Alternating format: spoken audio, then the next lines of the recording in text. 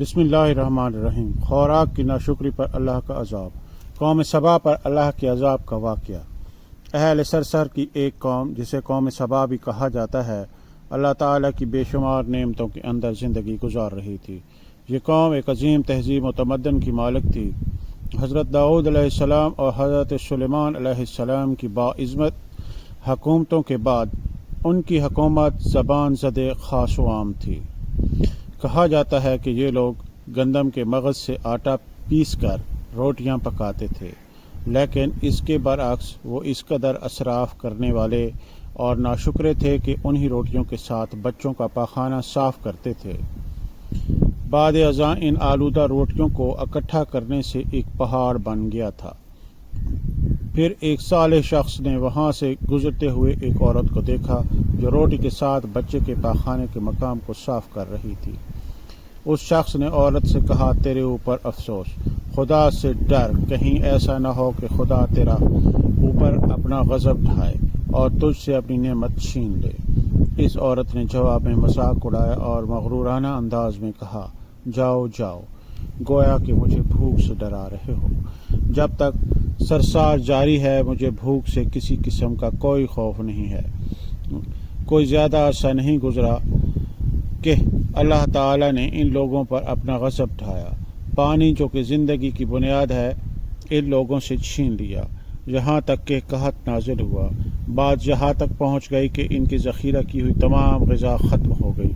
آخر کار وہ مجبور ہو گئے کہ انہیں آلودہ روٹیوں پر ٹوٹ پڑے جو ان لوگوں نے اکٹھی کر کے پہاڑ کی مانند ڈھیر لگایا ہوا تھا، بلکہ وہاں سے روٹی لینے کے لیے صف لگتی تاکہ ہر کوئی وہاں سے اپنے حصے کی روٹی لے سکے۔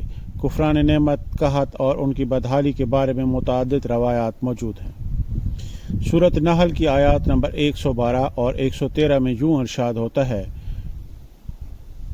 اور اللہ نے اس بستی کی بھی مثال بیان کی ہے جو محفوظ اور مطمئن تھی، اس کا رزق ہر طرف سے باقاعدہ آ رہا تھا، لیکن اس بستی کے رہنے والوں نے اللہ کی نعمتوں کا انکار کیا تو خدا نے انہیں بھوک اور پیاس کا مزہ چکھایا، صرف ان کے ان اعمال کی بنا پر کہ جو وہ انجام دے رہے تھے، اور یقیناً ان کے پاس رسول آیا تو ان لوگوں نے ان کو جھٹلایا، تو پھر ان تک عذاب آ پہنچا کہ یہ سب ظلم کرنے والے تھے۔ اسی قوم سبا کے بارے میں ایک اور واقعہ بیان ہوتا ہے کہ ان لوگوں نے اپنی زراعت کو بہتر طور پر کاشت کرنے کے لیے پانی ذخیرہ کرنے کی خاطر بلک کے دو پہاڑوں کے درمیان ایک بہت بڑا بند مارب تعمیر کیا ہوا تھا۔ سوراخ اور دوسرے پہاڑوں سے گزرا ہوا پانی اس بند میں آ کر وافر مقدار میں جمع ہو جاتا تھا۔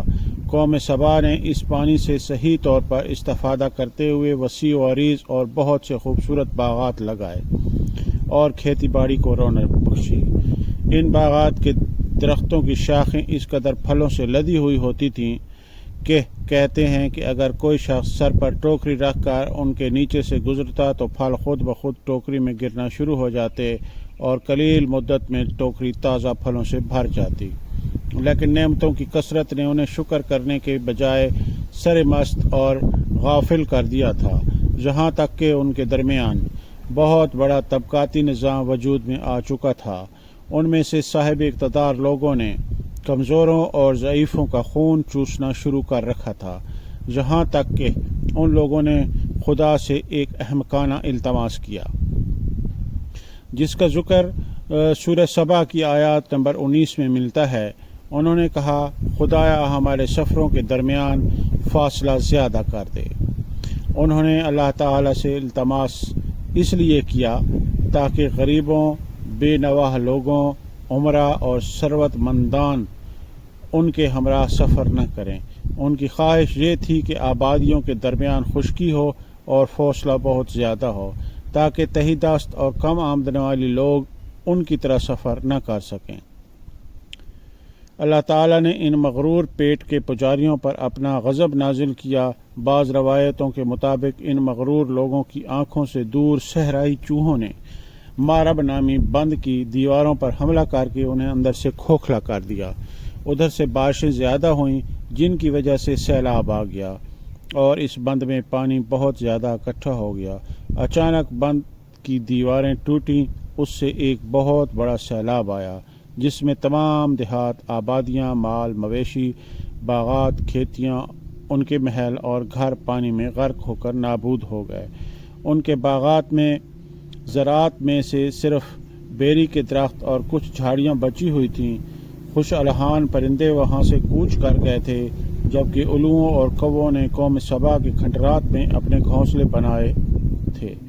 اس بات کا ذکر سورہ سبا کی آیات نمبر 15 اور 16 میں ملتا ہے، اور آخر میں سورۃ سبا کی آیات نمبر 17 میں قرآن کریم میں اس واقعہ کا یوں نتیجہ نکالا ہے: یہ ہم نے ان کی ناشکری کی سزا دی ہے، اور ہم ناشکروں کے علاوہ کسی کو سزا نہیں دیتے۔